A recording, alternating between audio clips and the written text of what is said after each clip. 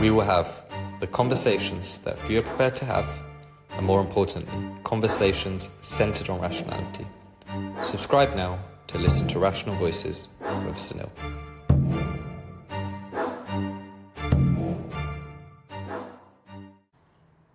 Connor, we've seen on X, Twitter at the moment, a lot of discussion on H-1B visa. I've seen you've got a few views on it. I know it's been sparked off by Elon and Vivek Ramaswamy. What's your general take on it? And for everyone tuning in, if you could give a bit of background about it. Yes, so leading up to the election, there was a great coalition built by President Trump. Most emblematic of this is his all-star cabinet, of where he folded in former critics and presidential rivals like Vivek Ramaswamy, Tulsi Gabbard, RFK Jr., and JD Vance. And Elon Musk was one of the crown jewels in that coalition. And he's played the role of vizier at Mar-a-Lago with all of Trump's former critics like Bill Gates, Jeff Bezos, Joe Scarborough, Mika Brzezinski, but also world leaders like Benjamin Netanyahu coming and visiting and paying homage to the king in waiting. And Elon has played a bit of a power broker role within Donald Trump's advisory court. And that court is starting to fracture a little bit. And it's because there are two visions at work within the MAGA coalition. And I think this speaks to two visions that are competing in conservative, market-oriented, right-wing movements globally. And that is the economics-first tech bros, which is Vivek Ramaswamy and Elon Musk, who speak in the language of skills-based migration, meritocracy, and treating the country as one of many competing economic zones, almost like a sports team. Yeah. And then the national conservatives, which are like JD Vance, who say that America, and I would say various European nations as well, but in this context America, is not just an idea, it's not just an economic zone, it's not just a place where opportunities prosper and we attract the world's best and brightest to increase the GDP. It's a home, it's a people who have a culture which is their property, it is a heritage, it's a set of families which have invested in the place, built it up, and over time passed it down a generational train for their ancestors to inherit and improve upon. And those two visions are in conflict with this issue of a H-1B visa, because what I think Musk and Vivek view H-1B visas as, and they've both been very open about their need to reform them because they're currently being exploited to bring over cheap migrant labor to do longer hours for less pay for jobs that Americans could otherwise do, like janitors, for example. I mean, or you know, entry-level accountants. That's absurd. But what they see a H-1B visa as is a way to attract the world's talent to do jobs that the American education system, because it's been gutted of all proper standards, has been capable of training Americans to do. So a handful a year of rocket engineers to work on SpaceX, which is, at this point, because NASA is so obsessed with climate change, America's default space program. That's what Musk is thinking of. And what the NatCons are thinking of is saying that even if you had a limited number of those engineers, let's say you could pick the world's 100,000 best engineers and bring them to America, and they would be an untrammeled economic benefit, that still doesn't address the problem of unprecedented scale of demographic churn, which has deleterious cultural effects. So even if you bring over 100,000 highly educated Chinese or Indian engineers who are going to integrate in the way that they abide by the law and pay their taxes, that still doesn't mean that their identity is primarily American. It still doesn't mean that when they fit into the economy like a seamless cog in a machine, that they won't also import cultural practices which are not necessarily meritocratic, which are not... American culture is not second nature to them. And then underlying that is the contention that American culture is not just universalist liberal culture, which is hard work, meritocracy, tolerance, religious freedom. It's that there are different particular cultures to different particular states, and that people who have been born in and brought up in those states are more likely to identify with that culture. Therefore, that culture is their property, and America is therefore a place where a distinct culture exists and is just not a come and go economic opportunity zone. And so I think that's the vision that's currently working itself out in that debate, and I think that's the debate that's being had between places like the Reform and the Conservative Party in the UK, or even some of the critics of the Reform Party saying that some of the platform that they put forward is more like the Conservative Party than it is like a true patriotic, populist, very rooted party. I think this is the conflict of visions that's happening between people of, as David Coulthard would say, somewhere, where they've got a distinct culture and a national identity, and anywhere, who think that the world should be one great big meritorious opportunity zone, which might be good for the economy, but which might leave people feeling without a distinct national identity, which lots of people value. Is it not a way you could almost still have parts of both? So you still have the JD Vance, the national conservative sort of mind frame, as well as the Elon and Vivek kind of approach. Is there a balance to be found between the two of them? I think you have to recognise that what Elon and Vivek believe in is very particular to America. And so, actually, let me package this in. The reason Vivek caused a lot of consternation is because he put out a tweet that says American culture is not serving the American economy. And he said that American kids have done too many sleepovers and not enough math tutoring sessions, and they've watched too many episodes of Friends or Saved by the Bell where they valued Joey Tribbiani or the jocks over someone like Ross and the nerds. And what Vivek and Elon, I think, have to understand is two things. One, that the jocks and the nerds, unlike what is depicted by Hollywood, can be the same category. Yeah. Or that it requires the nerds have to serve the jocks, or in the Machiavelli formulation, the foxes have to serve the lions, and the foxes can't get too tricky because if another set of lions come along, they need the lions to fight off the lions. They think that you can just outcompete these other nations on purely economic terms, but that's the rules of the game with free trade are not actually free and fair. It's what ends up happening is one partner, like an America or a Europe or a UK, who are very individualistic, try and compete on individualistic terms with very clan-like nepotistic cultures like the Chinese or like various regions in the Middle East. And so what they need to recognize is, one, that their very technical interests need to serve the more jockish interests like a JD Vance or a Trump or a Tom Homan. And two, that because that culture is very particular to America, it might seem self-evident to someone like Vivek, who has been brought up in America, or Elon, who has had a very harsh break from his host civilization of South Africa, but it's not as self-evident to lots of first and second generation immigrants who come and settle or are even born in the US, UK, and Europe. I mean, we see in the UK, for example, just speaking of Muslim immigration, that the highest concentration of radical Muslim beliefs are in second-generation British-born Muslims, 18 to 30, who have gone to university and are meant to be these sort of educated, enlightened people, but instead retain a kind of romanticism for a clannish structure that they have known in their ethnic enclaves in Britain, but haven't known in the undiluted form from their parents' homeland, and so they look at it and think, well, I don't feel at home in Britain, therefore I'd feel more at home in my parents' homeland, and therefore I'm going to replicate my parents' homeland in the way I think it actually is over here. These truths are not as self-evident to brand new or second-generation immigrants, even if they're merit-based immigrants, as they are a lot of Americans who are raised in America, a lot of Brits who are raised in Britain, or to the immigrants who have had the harshest break from their host culture. The perfect example of this is my friend, owner of Courage Media, who I write for, Ayaan Hirsi Ali, who, for those who don't know her story, was raised in communist Islamic Somalia. Her dad was imprisoned by the regime. She was subjected to FGM by a female family member.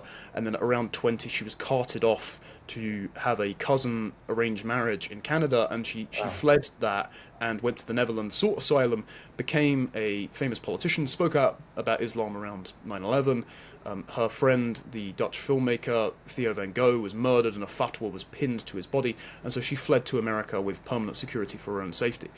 There are very few Somalian immigrants who are like Ayaan Hirsi Ali.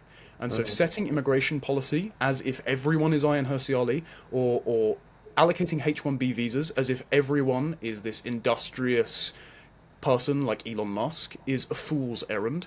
And instead what you have to recognize is valuing merit, valuing competition, valuing individualism and honesty does not come naturally to most cultures outside of Northwest Europe, the UK and US. And so you have to realize that you are not competing on the same terms with the peoples and the countries of the world. And so you need to recognize this is a very particular culture to your country. And so set forward a policy of national preference first and have, let's say, internal free markets, but then treat everyone else who doesn't share your culture with suspicion. Does that make sense?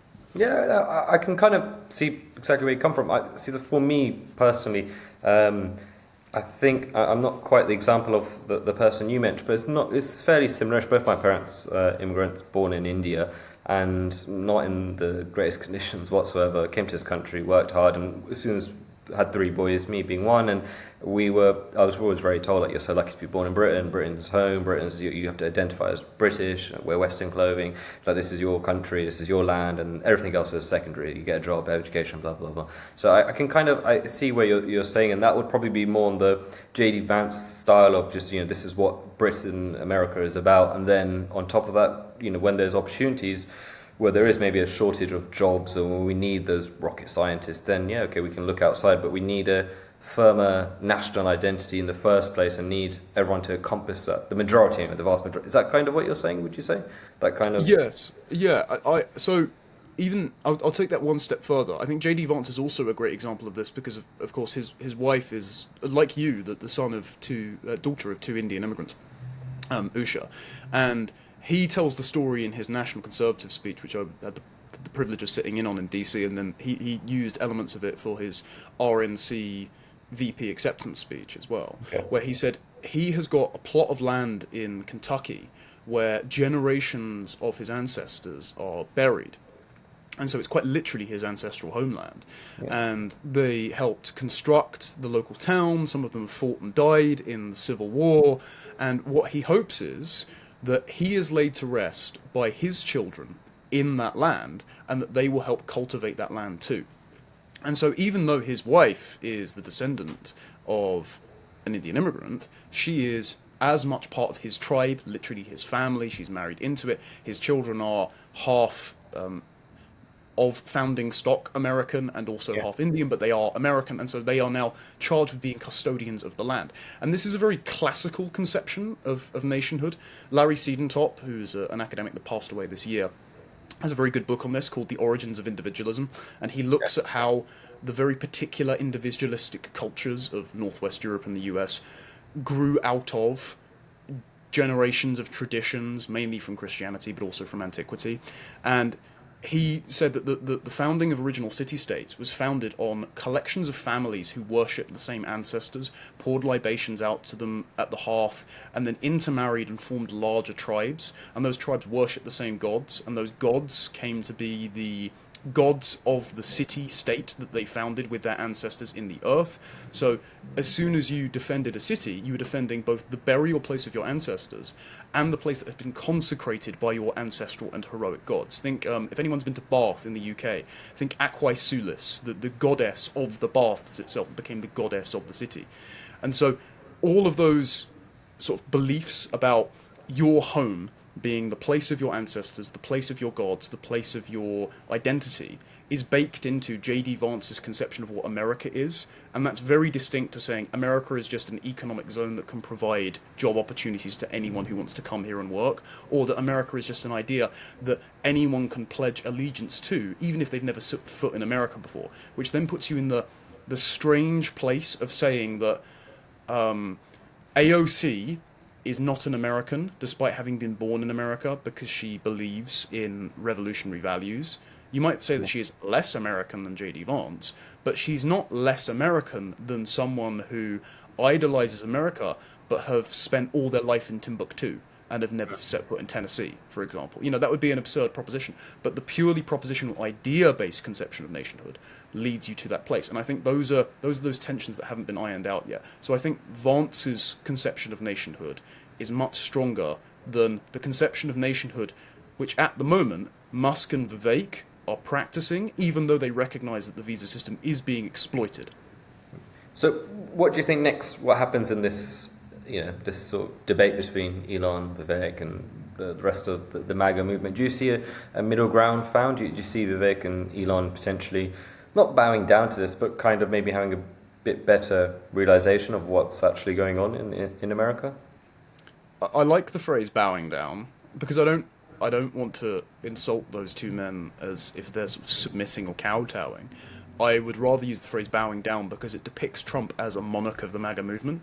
I've got an essay out on this, it should come out before the inauguration, for Courage Media, which looks at Trump as a monarch in the classical monarchy and also Curtis Yarvin mold. For those who aren't familiar, Curtis Yarvin is a dark Enlightenment thinker who used to blog under the pseudonym Mencius Mollberg, and he's a bit of a living meme, but he's very good fun. I recommend people go and watch his conversation with my friend Harrison Pitt over at the European Conservative. But his thesis is everything that you own that's built by Silicon Valley was built by a monarch, because modern day monarchs are these rogue governors of fiefdoms, which are like modern companies, in the same way that the samurai and clan system transplanted from feudal Japan onto the Japanese economy. Now, the closest thing we have to a king is Steve Jobs when he came back in 1997 to be Apple CEO, and within 10 years invented the iPod and the iPhone because he just had such a top-down command of the space. And I asked Curtis, where he thinks this new monarch would come from. It was around 2023, and he foreshadowed the fact that Elon Musk, as the world's richest man, and someone with a lot of military contracts, could act with such impunity that he could step into politics, and he was absolutely right. Mm. And I think that Elon is the world's richest man and the second most famous man. And Elon knows this, but he also knows that he could only have political prominence because he's serving under Donald Trump. And so what Donald Trump needs to do is bring both of these factions into line. Trump needs to exercise his authority bestowed upon him not just by the popular consent of the American people, but the forces of history that seem to be coalescing around him as a living meme. You know, anytime he does something, it is iconic. He can code switch between Garbage Man and McDonald's worker, and also the Emperor of the global American empire, and nobody bats an eye. He is a truly once-in-a-century figure. He needs to exercise that authority as America's king and bring his court of unruly advisors back on the same page, just as he could with his all-star coalition. So he needs to ensure that reforms are made to the H-1B visa so that he can get some of the most highly industrious rocket engineers in on SpaceX, but also he needs to say, and these people's belonging in America is conditional on their passing the test of friendship, the fact that they could marry into the tribe, the fact that they will make their home here too, and they need to be in very limited numbers. And also, the reason that needs to be the case is because JD Vance has the philosophical right to say that America is his homeland, and so we're going to set immigration policy more according to people becoming Americans and living here as their ancestral homeland than people coming and going just because they're economically prosperous for America as compared to China and all of the other G7 countries on this giant global balance sheet.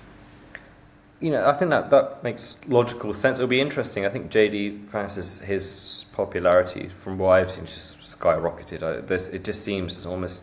I know lots of talk about who would be the next one after Trump. To me, he seems almost... not a given, but it seems very clear to me that's going to be the next Republican candidate to be president of America. Do you have any thoughts on the... I'm sure it's not going to be very long before we start having succession chats about who's going to succeed Trump as soon as his presidency starts, ending in 4 years. If you had to bet on somebody, who would it be right now? I think JD Vance is going to be the anointed successor. I would be interested to see who the VP pick is, because it could either be some up-and-coming Republican senator or congressman. I wouldn't rule someone like Byron Donaldson or something like that out. Or it could be a member of the Trump family, because anyone who has seen that photo of the Trump family on election night with Elon, but also 3 generations of Donald Trumps, you can spot a a monarchic dynasty from a mile away there. And lots of people go, oh, that's nepotism. Well, think about it. If you're Trump's sons and you've been in his orbit, like Barron, Don Jr. and Eric, for the last 8 to 10 years, you have more experience battling the bureaucracy and running successful political campaigns than basically anyone alive right now. Right. So is it nepotism, or is it just princes living in the shadow of their king father being groomed to rule? And then flipping that on the other side, I mean, it's not just Republican nominee. We're basically discussing who's going to be the next president. Because I did a piece for Courage a little while ago about where the Democrats are going to move to next. And they have next to no room to pivot from their radioactively unpopular woke social policies. Yeah. Because everyone from local organizer to sitting congressman to senator to governor to the apparatchiks of the party, like Nancy Pelosi and Chuck Schumer, have all doubled down on intersectional identity politics, anti-white racism, transgender issues, and Malthusian climate policies, to the extent where now the blue dog cohort of Democrats, the very blue-collar, working-class, social conservatives but progressive on economics Democrats, they've all been put down. It's the smallest caucus ever, and even those so-called blue dog moderates have high scores from the Human Rights Campaign, the LGBTQ lobby groups, annual congressional scoring. They've got high scores on that. So they're social progressives, even in the blue dog cohort. So there's no one that can look like a moderate Democrat to challenge JD Vance, and the Trump camp have snapped up the more economic protectionist, traditionally progressive economic corner that the Democrats could pander on. So they've got just horribly unpopular social policies and less fiscally sensible economic progressivism, whereas the Republicans have got populist economics and popular social policies. So I think we're going to see, unless something really unprecedented happens, and nobody expected the Trump assassination, so something really unprecedented could happen, but if things play out as expected, we could see another 8 years of Vance, and the Trump dynasty continues with just the coronation of whoever he wants. I couldn't agree more. I kept thinking that during this campaign, when it came to clear that Trump was going to win, what do Democrats do next, and how do you reverse back the way that what they've been talking about, how much the grassroots has changed? And you can just look at Obama and Biden, the pair of them, the amount that they have changed in their period. You listen to Obama's early speeches in the early 2000s to now, you would not think they're the same person. He is really reversed on a lot of things. I was listening to a video of his recently about how one of the first things he wants to do is cut down illegal immigration. He was saying all pretty normal stuff that what you now consider Republican, but this was Obama early 2000s. There's no way you'd see Obama go on stage and talk the way he used to talk. So it'd be really interesting to see what happens with the Democrats. But going to the UK with what's going on with Elon, Vivek, and the MAGA movement and Trump, JD Vance, similar fight playing out, do you see, between reform and conservative? Similar sort of battle? Yeah, in this island of woke North Korea, I think that we're... someone said that we're behind America by one election cycle.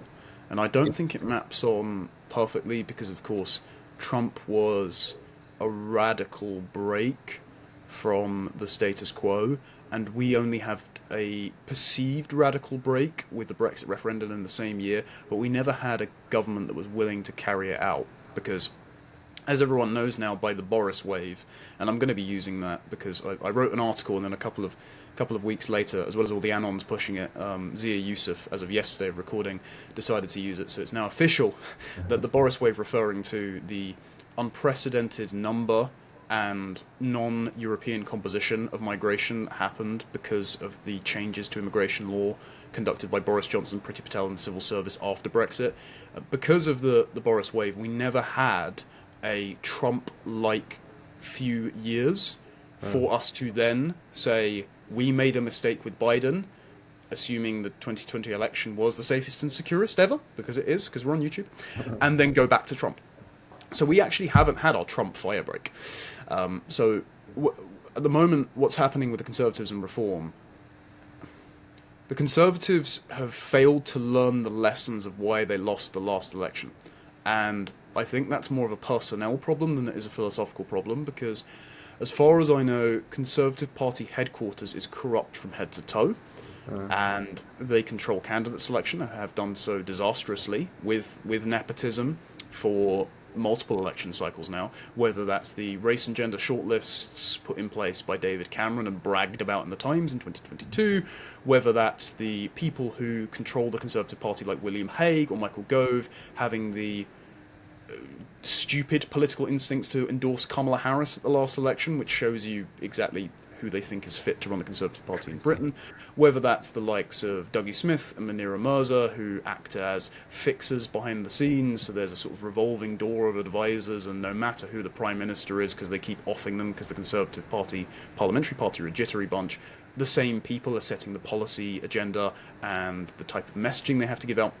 The Conservative Party remain rotten to the core, despite being given their worst electoral defeat in a century. And so this has led to, after a very well-conducted propaganda campaign in the Times, Spectator and Telegraph, members electing Kemi Badenoch. Now, lots of people thought that Kemi Badenoch, around the 2022 leadership election, was some sort of anti-woke warrior, because, and to her full credit, she was excellent on the trans issue. Now, she did frame the trans issue as they're sterilising gay kids, which is itself a very progressive leaning. No, the problem with the trans issue is that you are running a mass medical experiment on abused and confused children, no matter their, let's say, emerging sexuality. But put that by the by. At least she had the courage to back all of the lawsuits against Tavistock by Keira Bell, the legislative interventions proposed by Liz Truss. That was the strongest bit of legislation, which was talked off the floor, by the way, because the Labour Party spent hours debating the names of ferrets just so it lost its parliamentary time. Never forgive that treachery. Kemi was very good on the trans issue.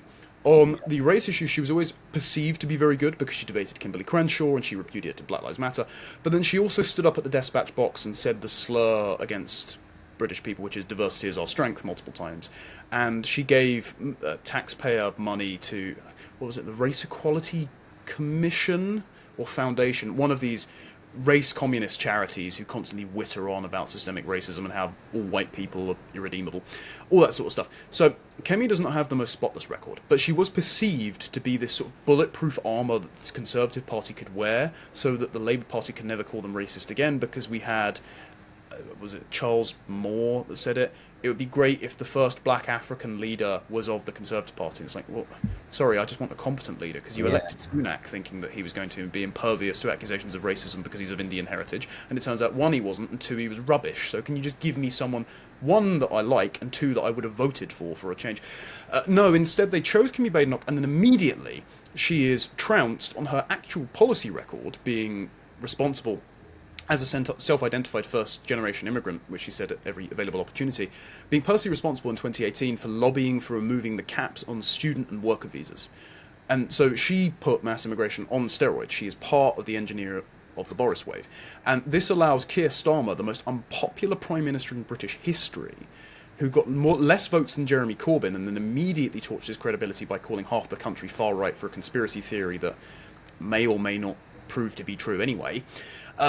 He now can outflank her on the right on immigration by the virtue of him not having passed the laws which led to the Boris wave. And this is a classic Tony Blair tactic, and it's completely disingenuous, and it's just to reverse Brexit and get free movement back with the European Union. But the Conservative Party basically walked straight into that trap by electing Kemi.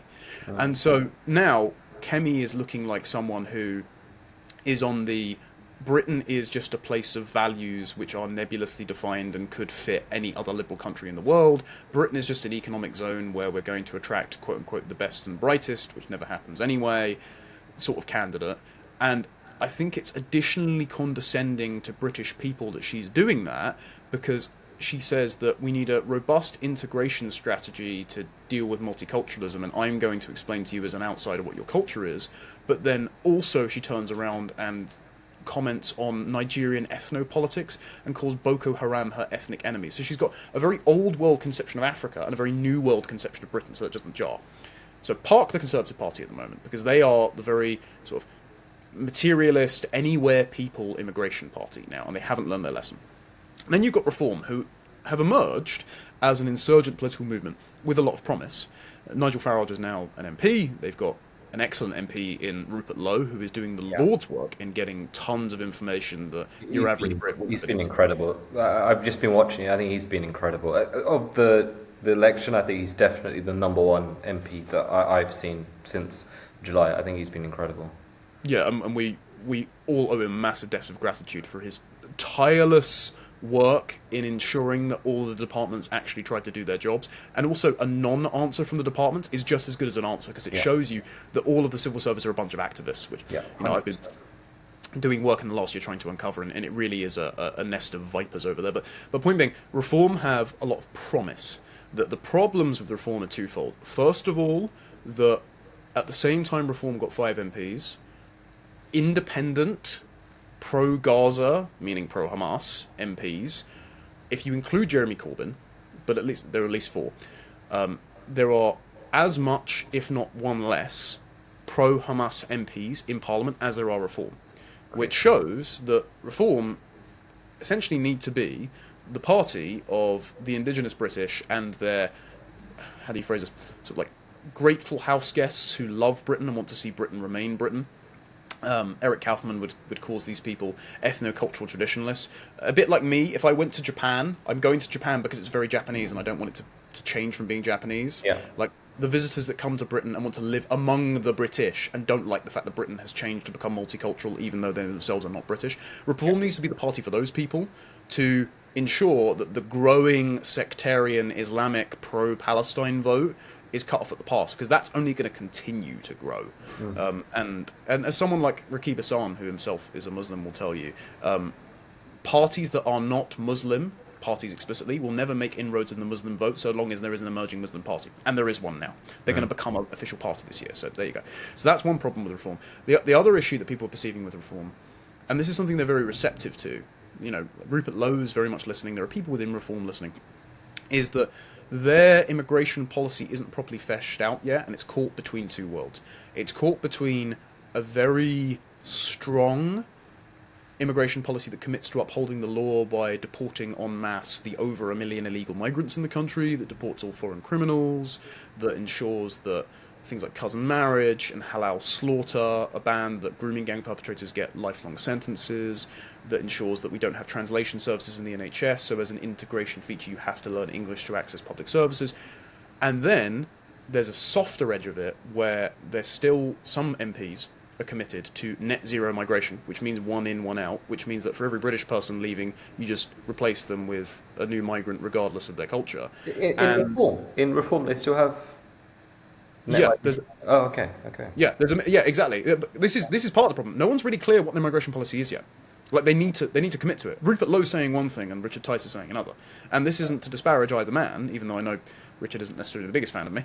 But it does mean that there is a little bit of confusion among their base. And so what I had urged way back when and got some flack from Richard Tice, but not some flack from other people in reform, without disclosing private conversations, is the more indecisiveness you have, the more you're split between the two visions of, let's say, Musk and Vance, or Kemi and Rupert Lowe, the more you're trying to pick this middle road, the more that your core supporters who want the Rupert Lowe option, which is why he's so popular, are going to start going, well, is reform the party for me? I'm going to look at other parties, and they're going to lead themselves down political cul-de-sacs, which are going to go absolutely nowhere, and reroute energy, reroute leafleting and volunteers and enthusiasm, free PR, away from reform. And so they need to really consolidate what the immigration policy is to get their base back on track, so that if they want to become the party of government by 2029, they can. It's an interesting one. Do you think they're also doing this to try and get both potential sides of the vote? They're deliberately having it, not deliberately, but they're having this kind of indecision, and they're not addressing it because they want the Rupert Lowe voters, and they also want maybe the Richard Tice type voters. Do you think that could be part of the strategy? I would agree and say I'd prefer your approach in terms of having a clear, decisive approach, and because they're going to lose their base. But do you think that could be part of the reason they're doing this? Is they're basically leaving both doors open and they're hoping they'll be able to attract more people, maybe? I do think that is the reason. I think they're currently trying to, or at least they were until recently, trying to conduct a Ming Vase strategy. I think that this was influenced by the fact that Nigel Farage was blamed for the protests and riots that followed the Southport massacre. Completely unfairly. But I think it became personal, and so there was a sort of retreating there out of the worry that they would be made the boogeymen forever and rendered radioactive. Got Now, as we've seen with Trump's lawfare or the German constitution's attempt to ban the AfD, that actually just makes it stronger because we can see the unjustness of the persecution. And I think they're starting to learn that. But I do think there is a bit of a Ming vase strategy that was attempted to be conducted. The problem is that they had two hands on the vase and one hand kept slipping. Yeah. So, for example, and this was one of my criticisms that I levelled at Reform at the time, that was going to estrange core members of their base needlessly. Tommy Robinson as a name is an intractable problem on the right of British politics. And I'm not saying this to disparage him as a person, because I don't know the man. Apparently, he's a fan of my work, and so therefore I'm not going to dismiss anyone who finds my work valuable. You know, I'm just putting information out there, and I hope that people find it valuable. I think it's fair to say that he is imprudent in his personal life and has done some imprudent actions in his political life, though I don't think it's fair to demonize him as a racist and a Nazi and all these things that Hope Not Hate say. So that position, I think, is sensible. The position that isn't sensible is to write off absolutely everyone who has been on these Unite the Kingdom rallies, whole cloth, who are Reform voters almost to a man, by calling them that lot, because you're afraid that the media are going to make you a boogeyman because they've made him a boogeyman. Yeah. And I think that has meant that some of the base have gotten a bit lacking in faith in Reform to stick by them. And so this is, again, the sort of conflict of vision thing. So basically all of Reform need to get on the same page, and they need to recognise that the left of politics is a very crowded market. The Conservatives are a left-wing party. Then you've got the Lib Dems, the Greens, Labour, and the various so-called nationalist parties, but they're only nationalist in that they say, we're for betraying all the people in this nation by signing them up to various global institutions and commitments and that. If the left of politics is an entirely crowded market, that leaves the right flank completely open, and Reform should occupy as much of that right flank as possible without trying to eat into that leftward vote. And I think that hopefully after, let's say, one local election cycle, I think the Welsh elections will prove very... there'll be a proving ground for them. I think after one local election cycle, they might be able to pluck up that courage. And also, I think, going back to the American thing, Trump putting in place the policies that were more controversial but helped him win votes will embolden Reform to adopt the same thing. I think, for example, Nigel will get a little bit less squeamish about committing to the mass deportation of all illegal immigrants, which Rupert Lowe has already endorsed. Yeah. He'll get less squeamish when Trump implements it and then does it. It just makes it acceptable. I just find it really fascinating because for me it's just they've got 5 MPs currently in Parliament, but the wielding of influence, it seems, from Reform is just growing, and so I again it seems crazy to be sitting here thinking in 2029 that Nigel Farage could be the Prime Minister of Britain. How likely do you think that is? Because for me I find it hard to believe, and I don't know, with them having currently 5 MPs, it's not impossible. You can see that the movement is growing and growing, but that would be some transformation. Do you see that happening, Nigel Farage potentially being Prime Minister in 2029? Well, as the polls currently have it, if there were an election called now, they'd have 70, and they would unseat people like Yvette Cooper, Ed Miliband, and Wes Streeting, which, you know, that would be second Christmas for us. Yeah. If it were held, the irony is, if it were held at the height of the Southport protests and riots, which predominantly happened in Red Wall areas, they would have had over 100 MPs. So for as much as...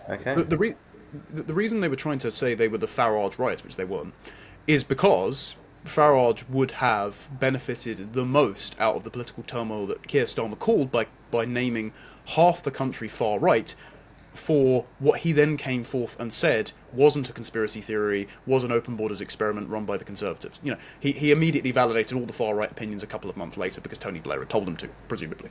So I think that Reform stand to gain substantially from the predictable failures that the Labour Party will inflict upon this country in the next few years. I think that... I actually don't know when the next general election will be, because my friend Ben Habib, formerly of Reform, I think that's one of the great tragedies is that he felt the need to leave, but he, looking at the economics, has said that it's not unlikely that because of the brain drain and the thousands of millionaires leaving Britain and the, as Elon Musk has said, impossibility of investing in the British economy because of all the regulations that Rachel Reeves has been piling onto it, it's not impossible that in 2 years we have a debt crisis, that the pound sinks against the rising dollar, and that Labour have to go cap in hand to the IMF for a bailout like they did in the 70s, and they become untenable, and we have an early election. And so if that were to happen with current polling, we'd have a hung parliament between three parties, and that would be the Conservatives and Labour and Reform, and they represent completely different areas of the country. I mean, the Conservatives will win back some of the Lib Dem seats in the south, but they are radioactive in the Red Wall and will be for decades. Reform could sweep in the Red Wall, places in Essex. I think if they ran decent candidates in areas of outer London near Kent, like Bexley, where Richard Tice ran in 2021, I think they could pick up seats there as well. And so you'd have a sort of three parties that would be... It would almost be like a proportional representation system without being a proportional representation system. And I don't know what government would form out of that, because one would expect the Conservatives have allied with Reform in name, but in policy, the Conservatives are indistinguishable from the Labour Party most of the time.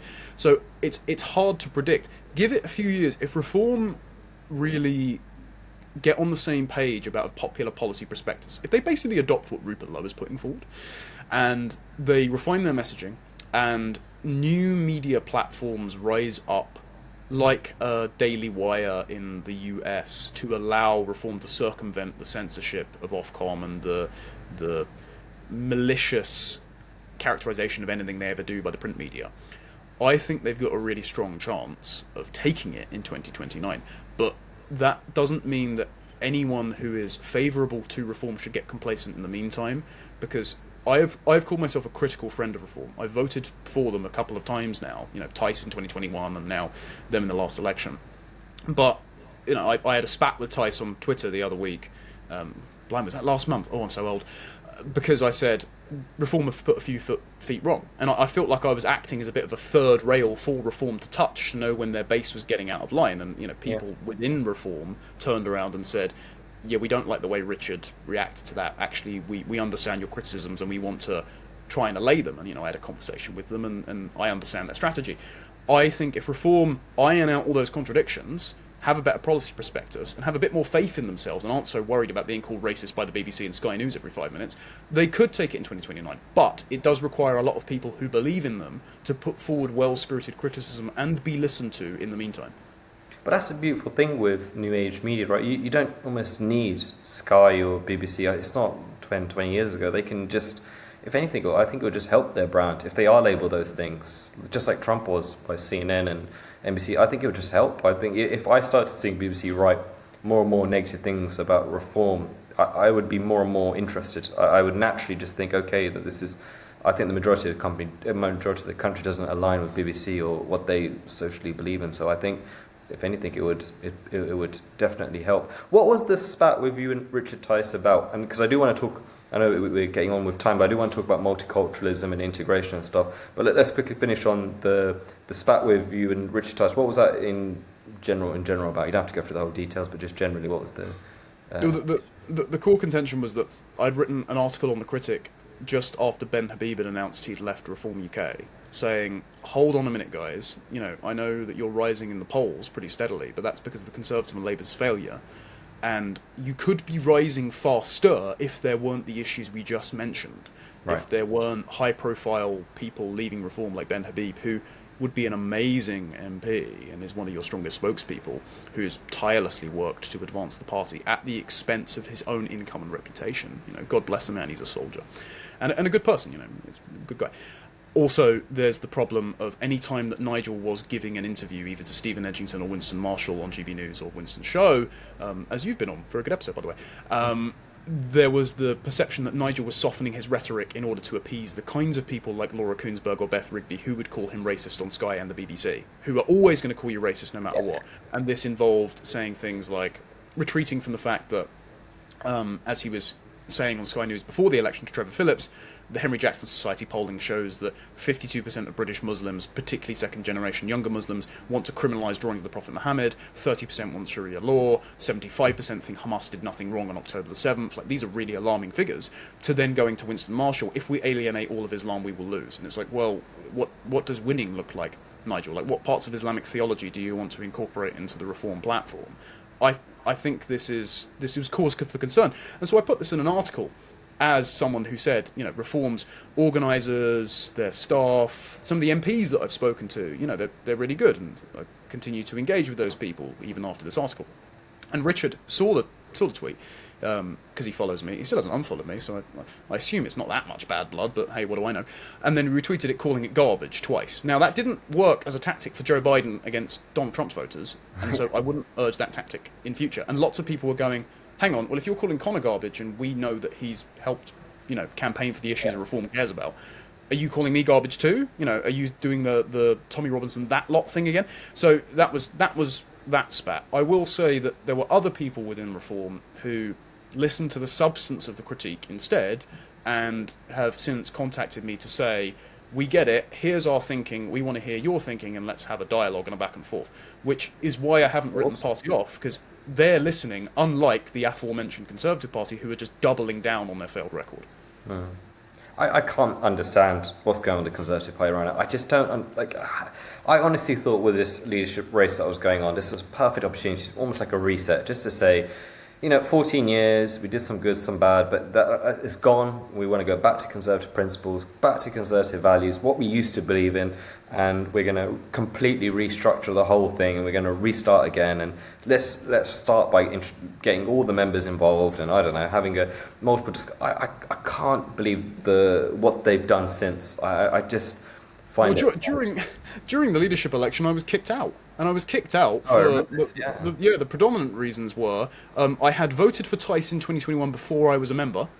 I had complained that they'd kicked out Lee Anderson for saying obviously true things about Sadiq Khan's record as an immigration lawyer, where he defended, among others, the only person prosecuted for the 9/11 terror attacks, and that I had opposed the transitioning of children, which itself is Kemi Badenoch's personal bugbear. Again, good on her for that.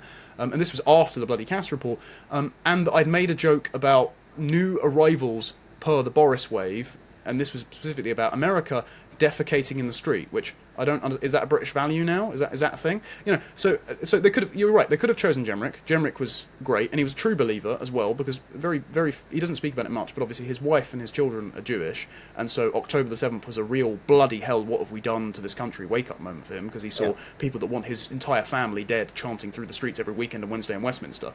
And so you could have had him, who ever since the leadership election has become a one-man opposition in Rupert Lowe. So again, complete suicide. You're kicking out of the party your most vocal advocates, who are social conservatives, and then you're selecting someone who can be beaten up on the immigration record by Keir Starmer over someone who quit on principle because their immigration record was too weak, and then wrote the most landmark immigration paper for the Centre for Policy Studies in the last year that completely ended the argument for economic migration. Whatever they're doing, mate. I mean, because this is the thing, behind the scenes, everyone might not know this, Sunil and I used to go drinking every year at Conservative Party conference. It was like the one time we'd properly meet up with our schedules.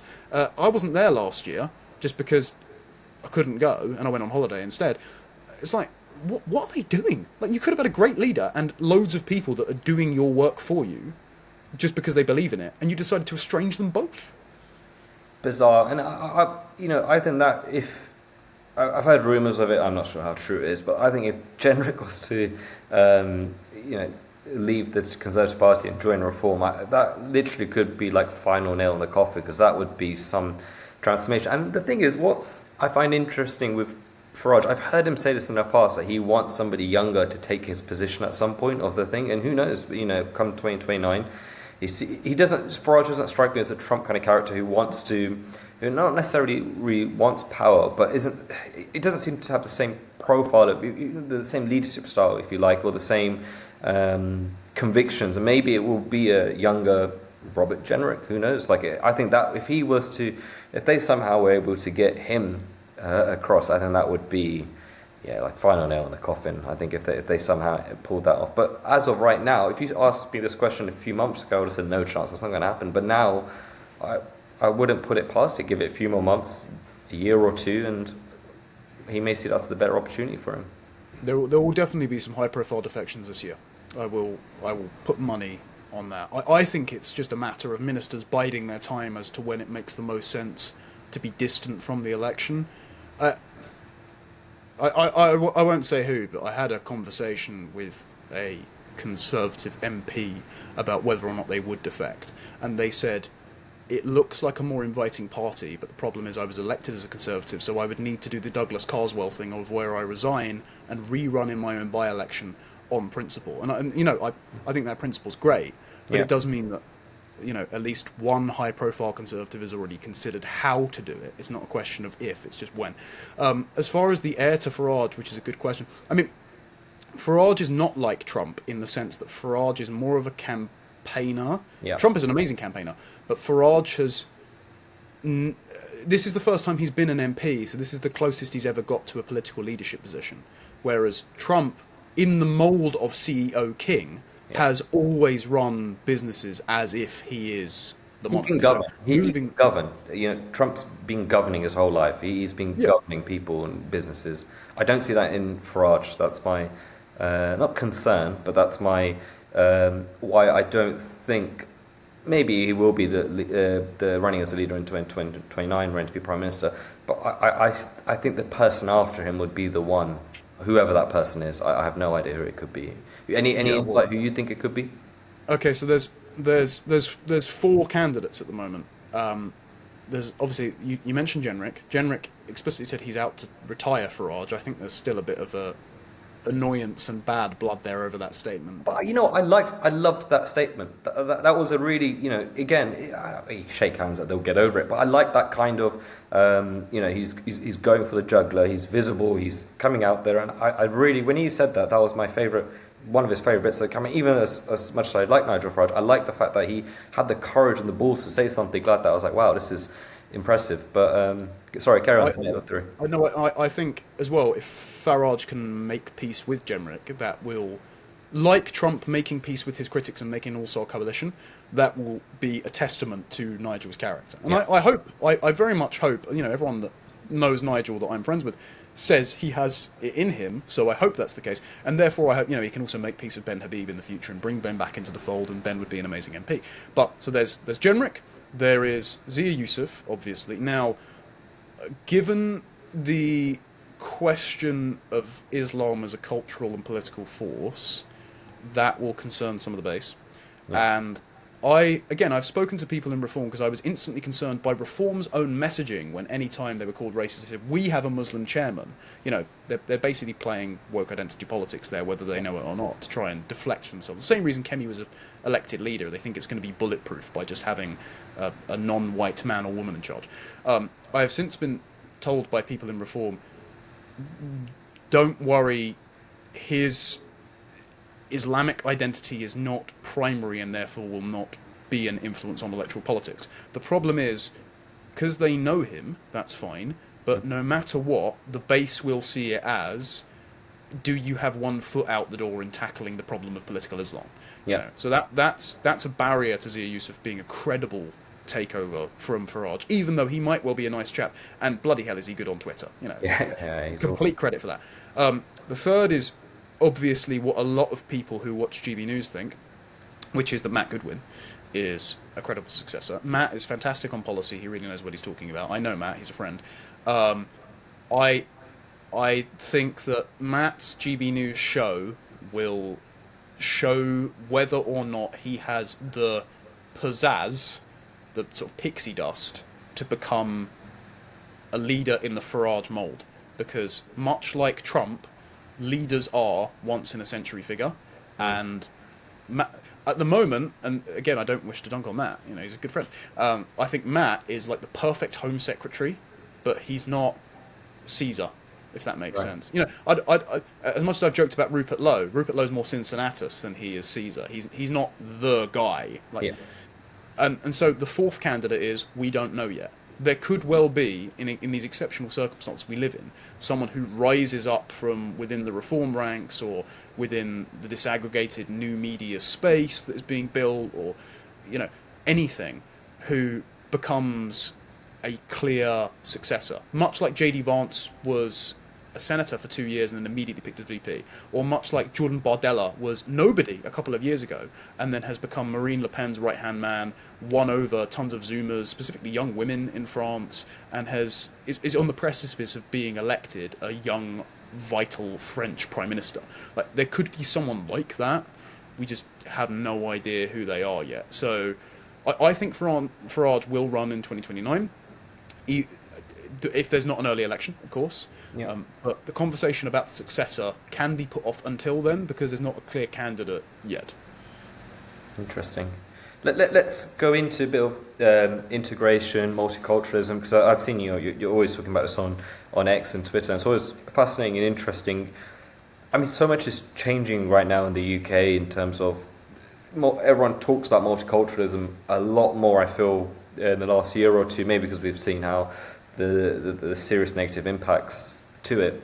What are you seeing right now in terms of multiculturalism amongst the people you speak about? What's the overall sentiment, and what are your thoughts on it now? Because, like I say, it's I think we've heard the bad experiment from Sakir Starmer. We've heard lots of different things, though it seems a bit more.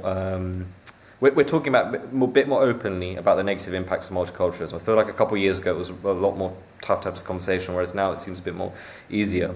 What are your thoughts on it right now in the UK, the general multiculturalism of Britain?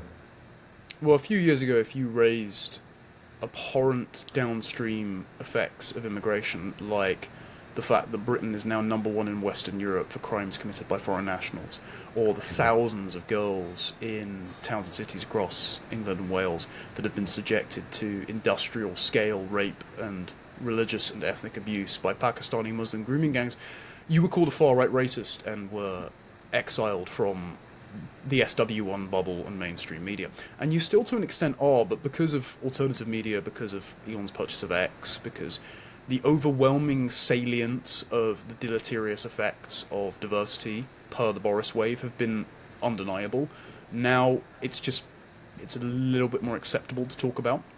Eventually people will just go, this is so obvious, we just have to vote for it and change policy on it, which will be great. And I think you're seeing that tipping point.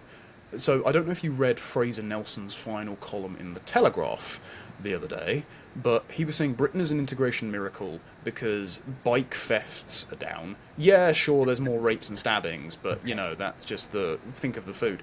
And everyone dogpiled on him. Sam Bidwell from the Adam Smith Institute said he's like that final Japanese soldier who gets trapped in the jungles of the Philippines and is still fighting the war for 29 years and just doesn't understand.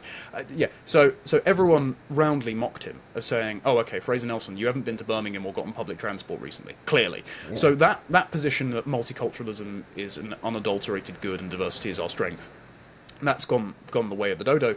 And part of what's accelerated that is actually the naked contempt that some new arrivals and foreign nationals show for the English or the Americans or the Europeans, in that they say that on the one hand diversity is a strength, it's great for the economy, your food is rubbish, you need us to enrich us, and on the other hand, well, if you don't like immigration, tough cookies because you colonize my people and this is revenge. And it's like, how can it be at once a strength and also punishment?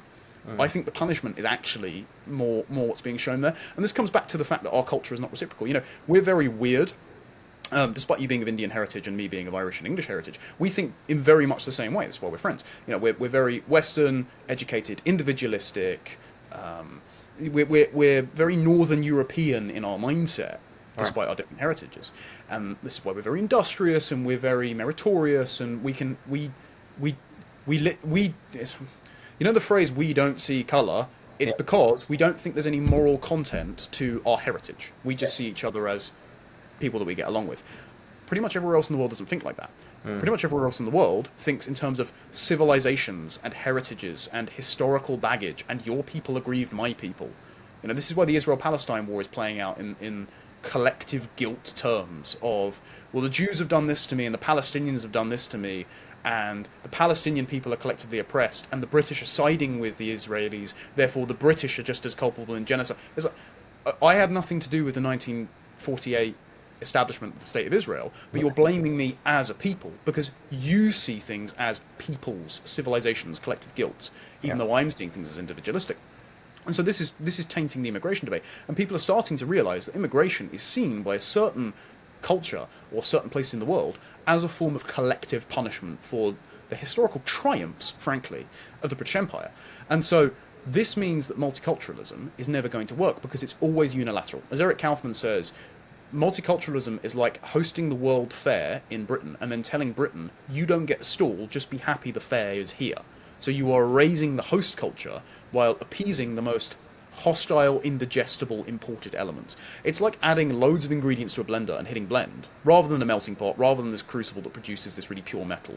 You get what is basically indigestible sludge that you try to pass off as healthy, but instead the most bitter, unblendable aftertaste leaves a very pungent, lingering bad taste in your mouth. And that is things like sort of tribal subcultures, cousin marriage, political Islam, the very crabs in a bucket clannish mentality of various subcontinental or sub-Saharan family structures that any time that you succeed, they expect to hand out, and so they see nothing wrong with lying and cheating and stealing to have their sons and daughters do their entrance exams to the NHS, so they're completely unqualified, but they're nurses anyway, and then they drop out and go on benefits. Like, all these things have happened because we've interacted with cultures that don't share our same meritocratic, individualistic standards. And so just raw exposure to this has meant more and more people are disbelieving in the myth of multiculturalism as a transitional phase to John Lennon's Imagine We All Hold Hands and Sing Kumbaya Utopia. Instead, they recognize that certain civilizations are just not compatible with one another, and that's fine, but it just means they shouldn't mix. And so if you want to live this way, you should go over here. If we want to live our way, which is very individualistic and the like, but it's very particular to Britain, particular to Western Europe, particular to the US, then we should keep that culture as the property of that people, that specific way. And that's why I think if Reform double down on the Rupert Lowe way of doing things, if Trump brings all of his advisors into line and goes for the JD Vance way of doing things, which has proven so popular or got the popular vote, I think that will help fix the problem. And that mentality will lead to good policy, and then we'll have more peaceful and prosperous and less, I hate the word division, but less ethnically and religiously fractured civilizations. Well put, and I think, you know, a big reason so many people are talking about it now, I think it's affecting everyone. I think that's the big difference now. I think everyone can see it. It's no longer hidden away. I think no matter what part of England you're in, I think you can feel the effects of this push on multiculturalism. Multiculturalism is perfect and it's all amazing. I think everyone now, unfortunately, is really seeing the downside to it. I don't think you can escape it anymore, especially if you're even more so if you're in big city places. I just it's a real shame. But anyway, you've been amazing, Con, as always. I want to finish on something that we started doing with our guests, which is essentially I want an unpopular take from Connor. Something that is you know is largely unpopular, but you think should be popular. It can be anything. It can be trivial. It can be a lot of the stuff we've discussed about. But yeah, an unpopular take from Connor, who a take that you think should be popular. I think that our conception of national identity is wrong, whether you're basing it on values or race. I think that's a false binary. I think that much like the city-states of antiquity, we should base it on families.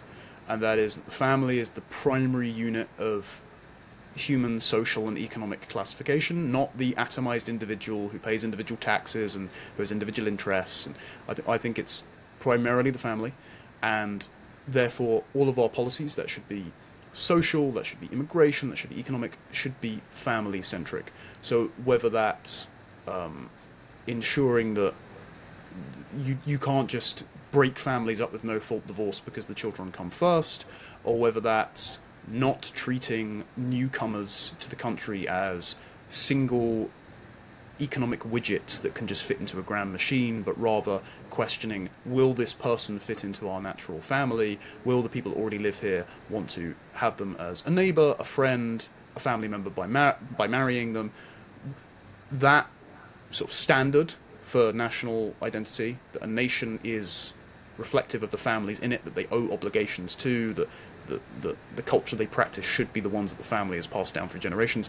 I think that should be the standard, rather than the individual, rather than the race, rather than Blair's phrase of values, whatever they are, you know, like cricket or freedom of religion, which they don't actually practice. I think that should be the standard, and that is very contentious, as was proven when Danny Kruger said that at NatCon last year, because it turns out that lots of people in politics don't have their families together because of their imprudent actions, and so they take that very personally. I couldn't agree more. That is a great way to end it. Thank you, Connor. Thank you. Pleasure, sir.